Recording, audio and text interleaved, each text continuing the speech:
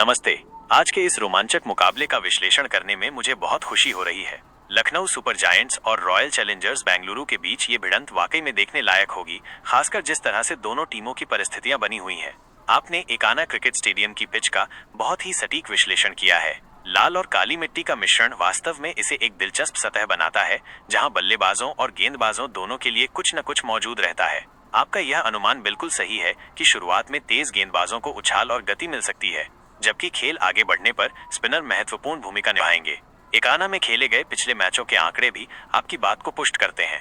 पहले बल्लेबाजी और पीछा करने वाली टीमों के बीच लगभग बराबरी का जीत प्रतिशत यह दर्शाता है कि पिच किसी एक पहलू का पक्ष नहीं लेती, बल्कि खेल की गुणवत्ता और रणनीति महत्वपूर्ण होती है। राजस्थान रॉयल्स द्वारा 199 रनों का सफल पीछा निश्चित रूप से ये दिखाता है कि इस मैदान पर बड़े लक्ष्य भी हासिल किए जा सकते हैं। सबसे बड़े और सबसे छोटे टीम स्कोर के आपके उल्लेख से पिच की परिवर्तनशीलता का पता चलता है। कोलकाता नाइट राइडर्स का 235 रन ये दर्शाता है कि अगर बल्लेबाज हावी हो तो बड़ा स्कोर बन सकता है, जबकि लखनऊ का 108 रन ये दिखाता है कि गेंदबाजों के अनुकूल परिस्थितियों में बल्लेबाजी कितनी मुश्किल हो सकती है। प्रति विकेट औसत रन और रन रेट भी एक संतुलित मुकाबले की ओर इशारा करते हैं। इस विशेष मैच के लिए पिच की जो आपकी भविष्यवाणी है कि लाल मिट्टी का प्रभाव रहेगा और तेज गेंदबाजों को शुरुआती मदद मिलेगी, ये रॉयल चैलेंजर्स बेंगलुरु के लिए एक अच्छी खबर हो सकती है, खासकर अगर मोहम्मद सिराज अपनी लय में हो। वहीं जैसे जैसे खेल आगे बढ़ेगा, रवि बिश्नोई जैसे स्पिनर लखनऊ के लिए महत्वपूर्ण हथियार साबित हो सकते हैं। एकाना में उनका पिछला प्रदर्शन 13 मैचों में 15 विकेट इस बात का सबूत है कि उन्हें इस पिच की बारीकियों का अच्छा ज्ञान है।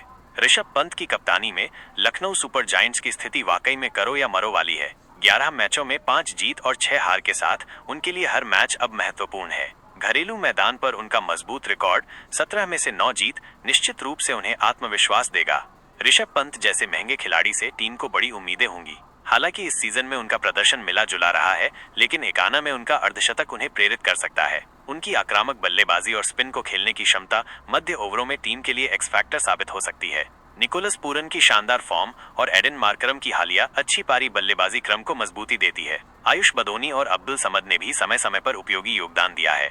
गेंदबाजी में आवेश खान, शार्दुल ठाकुर और आकाशदीप की तेज गेंदबाजी तिकड़ी पर शुरुआती ओवरों में विकेट लेने और दबाव बनाने की जिम्मेदारी होगी। रवि बिश्नोई के साथ साथ अन्य स्पिनर मध्य ओवरों में रन गति को नियंत्रित करने और महत्वपूर्ण विकेट लेने की कोशिश करेंगे। लखनऊ की रणनीति पावर प्ले का फायदा उठाने और मध्य ओवरों में स्पिन से लगाम कसने पर केंद्रित हो सकती है।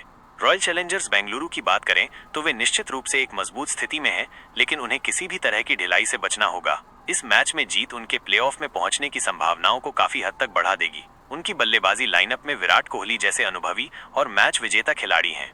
2024 में एकाना में उनकी नाबाद 113 रन की पारी इस मैदान पर उनकी क्षमता का प्रमाण है। कोहली की पारी को संभालने और जरूरत पड़ने पर तेजी लाने की कला उन्हें एक खतरनाक बल्लेबाज बनाती है। आरसीबी की गेंदबाजी इकाई भी काफी संतुलित दिखती है। उनके तेज गेंदबाज लाल मिट्टी की पिच से मिलने वाले अतिरिक्त उछाल और गति का फायदा उठाना चाहेंगे। मोहम्मद सिराज के साथ साथ अन्य तेज गेंदबाज और स्पिनर मिलकर लखनऊ के बल्लेबाजों के लिए मुश्किलें खड़ी कर सकते हैं। उनकी रणनीति पहले बल्लेबाजी करके बड़ा स्कोर खड़ा करने या पहले गेंदबाजी करके लखनऊ को कम स्कोर पर रोकने की हो सकती है। एकाना में पीछा करने का रिकॉर्ड अच्छा होने के कारण वे टॉस जीतकर गेंदबाजी भी चुन सकते हैं। टॉस का महत्व भी आपने सही बताया है। एकाना में टॉस जीतने वाली टीमों का अच्छा जीत प्रतिशत है और हाल के रुझान लक्ष्य का पीछा करने की प्राथमिकता दिखाते हैं। कप्तान पिच की स्थिति का आकलन करके और रात में ओस के प्रभाव को ध्यान में रखते हुए फैसला ले सकते हैं। हालांकि अगर पिच बल्लेबाजी के लिए अच्छी दिखती है तो पहले बल्लेबाजी करके विपक्षी टीम पर दबाव बनाना भी एक कारगर रणनीति हो सकती है। मौसम की स्थिति का आपके द्वारा दिया गया विवरण भी राहत देने वाला है। बारिश की कोई संभावना नहीं होने से यह सुनिश्चित होगा कि मैच बिना किसी बाधा के खेला जाएगा और दोनों टीमें अपनी पूरी क्षमता का प्रदर्शन कर सकेंगी। प्रमुख व्यक्तिगत मुकाबलों का आपका उल्लेख भी बहुत दिलचस्प है।